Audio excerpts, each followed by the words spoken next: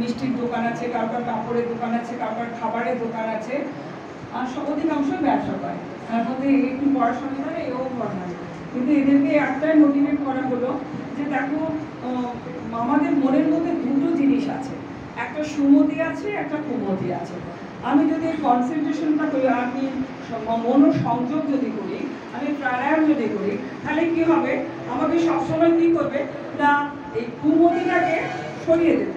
আমাকে সুমতি সবসময় বলে ভালো কাজ করো, ভালো হও, মন সমাজকার ভালো করো, এই জিনিসটা দেখবে তোমরা পারো। আমাদের প্রত্যেকটি মানুষের মধ্যে 6টা ঋতু বর্তমান আছে, কিন্তু সেই 6টা ঋতু বর্তমানকে আমরা কন্ট্রোল করবো কীভাবে? এই সংযোগের মনোসংযোগের মাধ্যমে আমরা কন্ট্রোল করবো। আমি এই জিনিসগুলি ওদেরকে শেখাচ্ছিলাম, কেননা মনকে আগে তোমরা স্থির করো।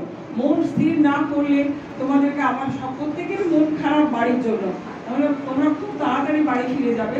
তোমরা মন সংযোগ করো, প্রতিদিন মেডিটেশন করো, এবং মেডিটেশনটা মেডিটেশনের মতনই করো, যাতে যাতে তোমার মন সবসময় ভালোর দিকে যায়। আমি বাড়ি যাবে যে তোমার মা বাবার জন্য চিন্তা, বাড়ি ভাই বোনের জন্য চিন্তা, কাউকে স্ত্রীর জন্য চিন্তা, এই চিন্তাটা যদি এসে থাকে তাহলে তোমাদের খুব ভালো সাইড।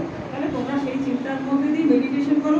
অফ টাইম যখন পাবে, যার যেমন যোগ্যতা আছে, এদের সবাইকার লেখাপড়া তেমন কেউ জানে না, একমাত্র অভিনন্দন ম্যানেজমেন্ট করছেন, ইনি না 3rd ইয়ার পড়ছেন, কিন্তু এনাদের একটু বয়স হয়ে গেছে, এদের মধ্যে একটা লেখাচ্ছি ভাব এসে গেছে, আর এরা সব কাজ করে, প্রত্যেকটি ছেলেই কাজ করে। তো বলছি তোমরা যখন কাজকে ভালোবাসো, কাজ করো, মা বাবাকে ভালোবাসো, তাহলে দেখবে তাদেরকে ভালো রাখতে পারবে, বাড়িকে ভালো রাখতে পারবে। এই জন্যই বলছি, এদেরকে এইভাবে মোটিভেট করছি, তোমরা একটু মেডিটেশন অর্থাৎ মনোসংযোগটা মন দিয়ে করো। দেখো যে তুমি বাইরে গান পাচ্ছে, কিন্তু তোমার মনটা যেন ওইদিকে না চলে যায়, তোমার মনটা মনেই রাখবার চেষ্টা করো, তাহলে তুমি মনোসংযোগ হতে পারছো। এই যে ভাবনি করছো, তোমার মনোসংযোগ, তুমি যদি অন্যদিকে আবার চুপচাপ পিটপিট করে তাকাতে থাকো, তাহলে তোমার মনটা সেদিকে থাকছে না, তাই না? আরে এদেরকে আমি এই বললাম, তোমরা এইভাবে নিজেদেরকে তৈরি করো। যার গান শুনতেছি, লেখাপড়া জানানো তো কী হয়েছে, একটু এদের কাছ থেকে শিখে নাও, শিখে নাও। একে বলেছি তুমি একটু লেখাপড়া শেখো, তুমি একদম লেখাপড়া জানো না, অন্তত যারা জানে তাদের কাছে একটু লেখাপড়াটা শেখো, নিজের সই করাটা অন্তত শেখো। আর যে যা কাজ করো সেই কাজকে ভালোবাসো, ভালোবেসে নিজেদের আবার সেই নিজেদের জীবনে সুন্দর জীবনে ফিরে যাও, সমাজের সঙ্গে কাজ করো, সমাজের সাথে থাকো, মা বাবার সাথে থাকো, ভালোভাবে জীবনযাপন করো। এটি আমি ভগবানের কাছে প্রার্থনা করি, তোমরা যেন সবাই সুস্থ হয়ে ভালোভাবে বাড়ি ফিরে যাও। আচ্ছা, অভিনন্দনকে জিজ্ঞেস করছি, অভিনন্দন তুমি বলো যে প্রশ্ন দুটো তোমাদের জিজ্ঞেস করেছিল, যেটা তোমাদের জীবনের সঙ্গে সেটা কানেক্ট, বলো। আমার নাম অভিনন্দন মুখার্জি।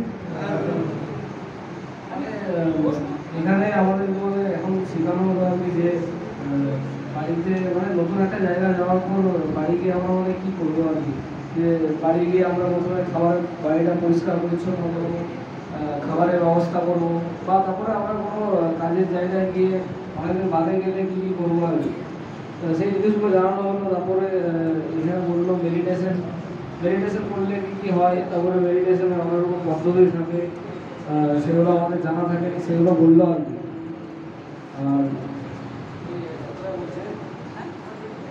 আর ঠিক আছে, এটাই বলবো যে আমাদের মনটা স্থির করার জন্য মেডিটেশন অনেক রকমের হয়, সেটা আমাদের জানা থাকে। আর আমরা এখানে মেডিটেশন প্রতিদিনই করছি আর কি, তো এটা একটা অভ্যস্ততা আর কি। এটা করলে বললো যে আমাদের মধ্যে মানে বাজে মানে সুঅভ্যাস বা এরকম কিছু একটা জিনিস তৈরি হবে, তাহলে আমরা ভালো কিছু করতে পারবো আর কি।